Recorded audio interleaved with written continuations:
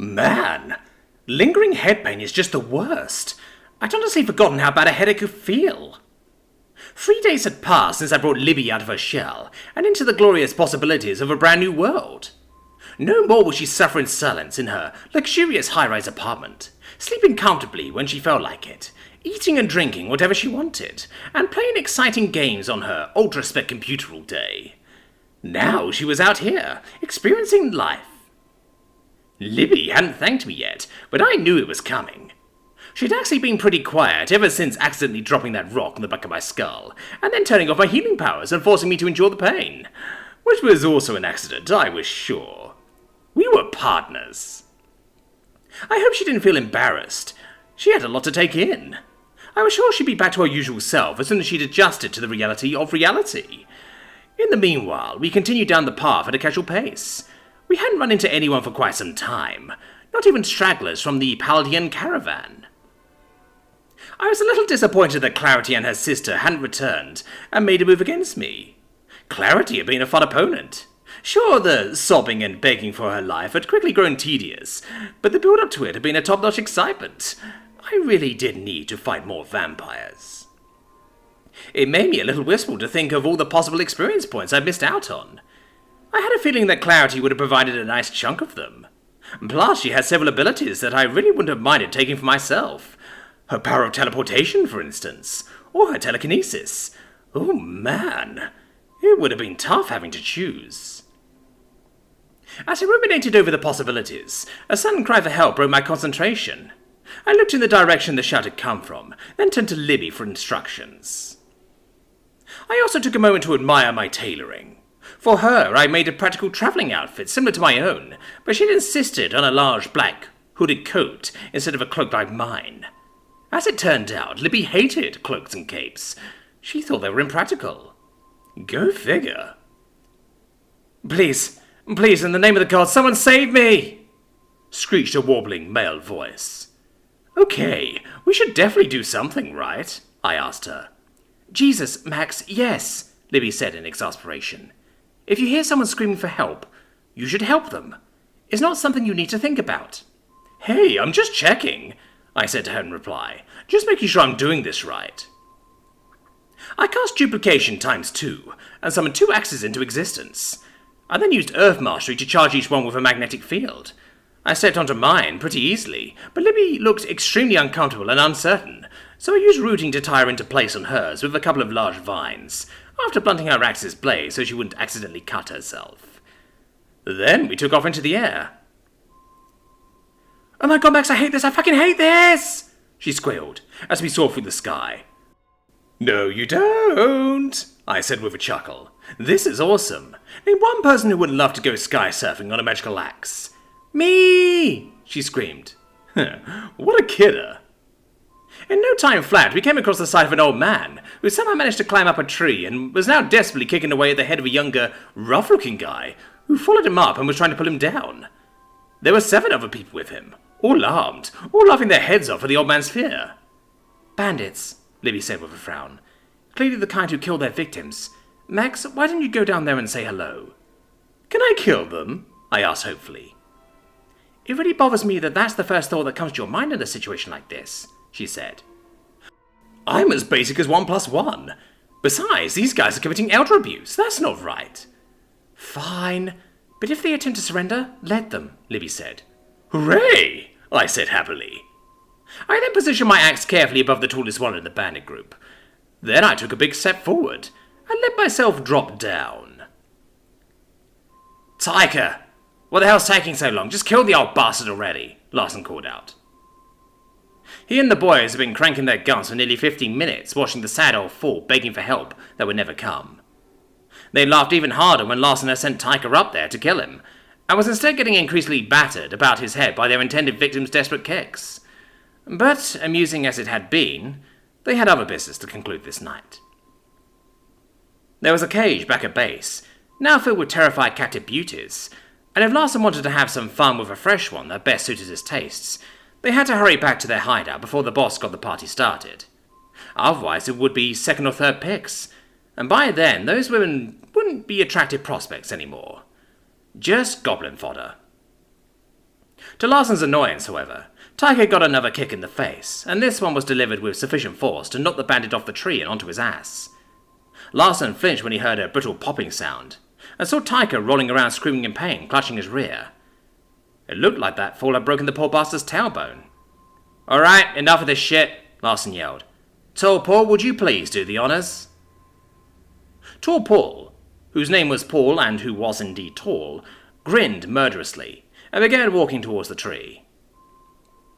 Larson smirked to himself, knowing he was about to see a show. Tall Paul had to be the vengeance of some evil god against the whole of humanity. He was more than 7 feet tall and brimming with malice and violence. Larson wouldn't have been surprised if he had a drop or two of giant's blood in his veins. Tall Paul was a killer, a thief, a wanton violator of the basic tenets of decency civilization was based upon. He was also absolutely the most terrifying and wrathful creature Larson had ever come across in his life.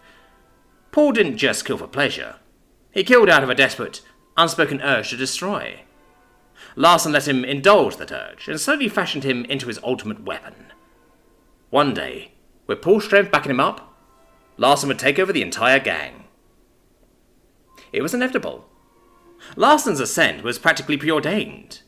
Tall Paul made a funny sound when the stranger landed on him from above and made his body go splat.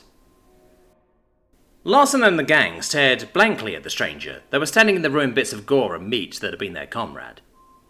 For his part, the stranger seemed not to notice except to carefully wipe his boots on the grass. "Hello?" he called out cheerfully, with a friendly wave of his hand. "Whoreson, you shit-encrusted filth, that's our mate you're standing on!" screamed an angry man, who I assume was the leader of the group. "Have you nothing to say for yourself?" He made for a soft landing," I replied. "Oh, they didn't like that. They didn't like that at all." "Kill this bastard!" their leader screamed. "Jeez, why even ask me the question if you're going to freak out?" Seriously, is name calling ever called for? They made an inquiry and I gave a proper response. I didn't even go with my first instinct, which was to break out my Super Mario impression and say, "It's-a-me," when I squashed that ape like a Goomba. That was a wonderful display of self-restraint. Honestly, no one appreciates me. Let's see. 6 of them remaining, each one a respectable level 14, each armed with daggers and swords. Ooh, the boss had a stealth skill. Okay, definitely killing that guy. None of them possessed any weapon mastery skills, so they'd be pretty boring to fight personally. Oh, cool. One of them had a pouch filled with silver coins. But wait, I couldn't just jump straight into the slaughter. Libby was circling above me, possibly taking notes. I had to show her how seriously I was taking our new arrangement. "Hey, hold on. Just hold on one moment," I called out to them. "Ahem. Gentlemen, please allow me to offer you this chance to surrender. Please don't. Throw down your weapons and I'll spare your lives. You don't have to if you don't want to, but I'm just letting you know that survival is an option for you, okay?" "Fuck yourself, shitmouth," bellowed one of them. Hooray! That was a no. Using Earth Mastery, I cast a targeted magnetic field on that pouch of silver. I had to really increase the power of the field in order to magnetize it, though. I guess silver is only lightly magnetic and unaffected by weak fields. Luckily, I could pump as much power into it as I wished, so my plan wasn't deterred. The pouch came flying just short of my hand, ripped free of its owner's belt. Then I made a flicking motion. The coins came tearing out of their container and shot into the bandits' bodies at high speed, passing easily through them and exploding out of their torsos, leaving terrible exit wounds that quickly bled them out if they hadn't been killed outright.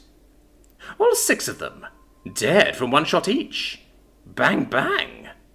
"Max," Libby called out from above. "What?" I asked her. "Congratulations. You've acquired 14,000 experience points. You are now level 17.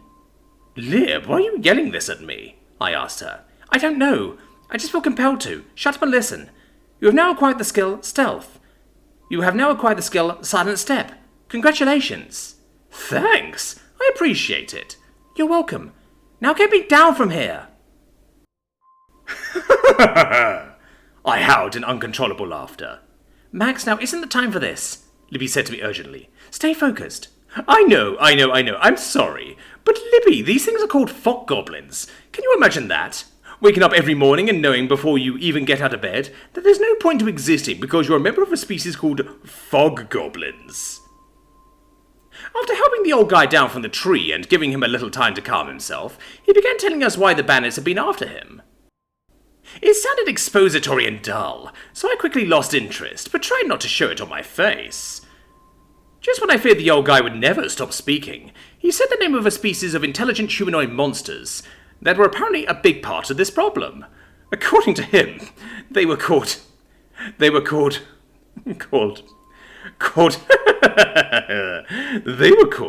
fog goblins. I'll admit it's a silly sounding name, Max, but Libby tried to say. Doesn't their name sound like a dirty euphemism for something? I asked her. Their babysitters were probably like, hey, knock it off. I see what you're doing, you nasty little fog goblin. Go wash your hands or I'm telling your mum. Max, I bet their hair sticks up straight. Max, seriously, I bet I know what the key ingredient to fog goblin cheese is. Okay, Max, stop it right now. You're being gross. Remember when you agreed to listen to my instructions? Well, this is one of them. No more fog goblin jokes. And no more giggling whenever you hear the word fog goblin, okay? Oh, that one's going to be hard, I complained. Max, all right, fine. I agreed unhappily. Okay then, Libby said before turning back to the old man. Now, sir, if fog goblins... Max, I didn't do anything. Then why are you covering your face? Why are you covering your face, Max? I refused to speak and turned my back towards her so she couldn't see me. Good. Stay exactly like that, she commanded, and remain quiet. Oh man, walking the path of redemption sure was hard. I bet Anakin Skywalker himself would have broken under a taskmaster like Libby. She wasn't going to let me get away with anything.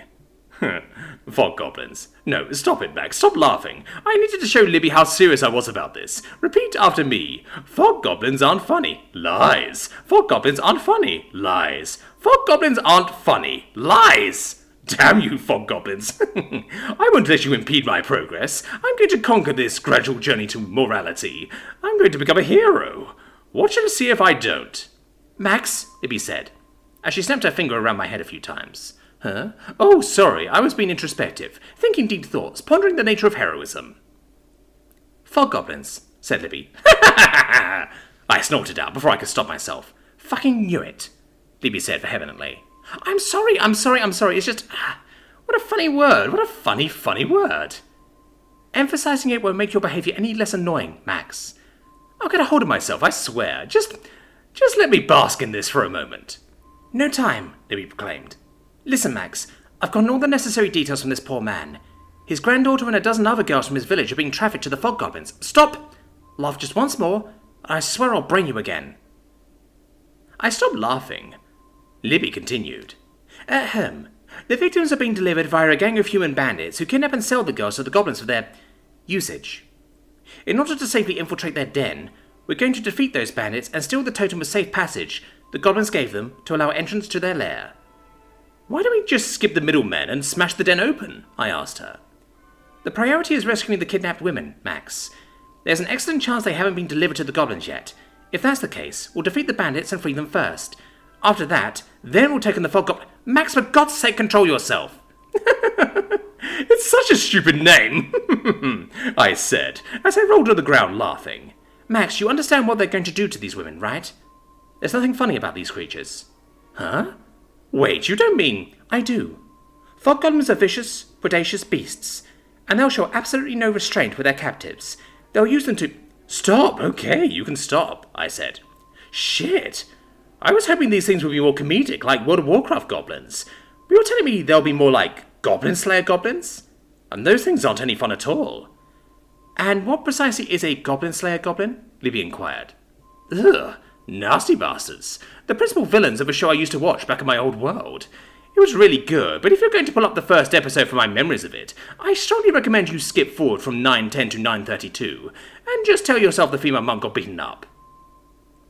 She didn't just get beaten up, though, did she? No, Libby, she did not. Libby shivered. Ugh. Creatures like that just sort of bring the whole vibe down, don't they? I don't find them very amusing, I said solemnly. Well then, good thing we get to go kill a bunch of them today, right? I think that was the happiest I'd heard her sound all week.